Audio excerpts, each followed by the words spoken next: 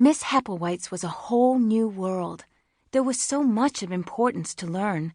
We studied etiquette, embroidery, watercolors, drawing, and music. The older girls also studied French conversation, which Miss Hepplewhite said was crucial to a young lady's education. I had never heard anyone speak French, except the baker, who would curse in it when a stray dog stole his bread.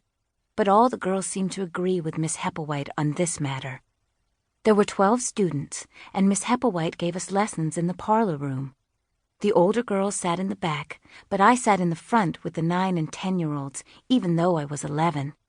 Sally Biddle, who was 13, sat in the very back. Sometimes I felt her eyes pressing into the back of my head, hot as embers, as if she were just waiting to burn me. Miss Hepplewhite gave me a book called The Young Lady's Confidant. "Consider this your Bible, Miss Peck. Refer to it often," she urged, holding the small brown-covered book as if it were a great treasure. I turned the pages carefully. "Please turn to Chapter 5, or Listening Well," Miss Hepplewhite instructed the class. I had already missed the first 4 chapters as I had joined late in the term. She walked slowly in front of the room, her feet barely making a sound, her dove-gray petticoat swishing back and forth, soothing as a swing. The pocket watch hanging from her waist by a chain swayed slightly in time with her movements. "A young woman should always listen well. No matter whether you are at church, on the street, or in your very own parlor, it is most important to listen carefully and quietly." Miss Hepplewhite paused for emphasis. "If you listen well, you shall always do well," she predicted. Miss Hepplewhite suggested that we practice listening well as our study assignment. When someone said something clever, we were to laugh at the appropriate moment, or perhaps nod if the subject turned grave. That evening, supper was very quiet, as I was so busy listening. Papa and William were discussing a case Papa was concerned about, an old banker whose toes looked rotten. "I expect we'll have to take the foot off," Papa said with a sigh. William disagreed.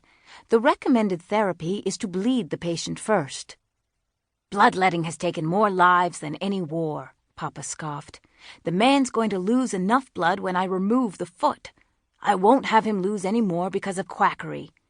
Papa was something of a radical in his profession.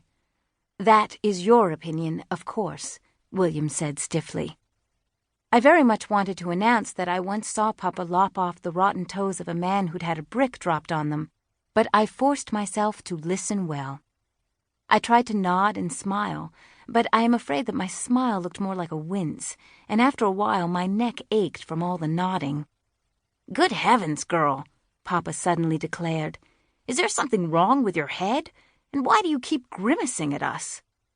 Was I to smile or nod at his remark? I couldn't tell. "Speak up, Janey," Papa said. "Why aren't you talking?" "I'm supposed to listen well. That's what Miss Hepplewhite said." I looked over at William for help, but he was in the middle of a coughing fit. He had the napkin at his mouth and was making a gurgling noise. Papa roared with laughter so loud that the chandelier shook. "Janey," he said, "is this school I'm sending you to going to turn you into one of those useless women who care for nothing but dresses?" "I'm trying to be a proper young lady, Papa," I said in a small voice. Papa didn't understand anything. "A worthy goal," William said, nodding his head approvingly. Papa's eyes narrowed slightly. "You'll be a lady in no time at all," William added. "All that is required is dedication and single-mindedness." "Do you truly think so?" I asked shyly. "Why, yes, I do," he said, ignoring Papa's loud snort of disdain.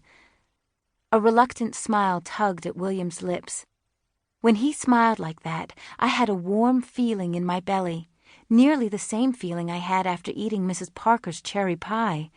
I grinned at Papa. "Since you mentioned it, Papa, I do need new dresses. Miss Hepplewhite says mine are most unsuitable because of all the cherry stains." Papa sighed heavily and sank back into his chair.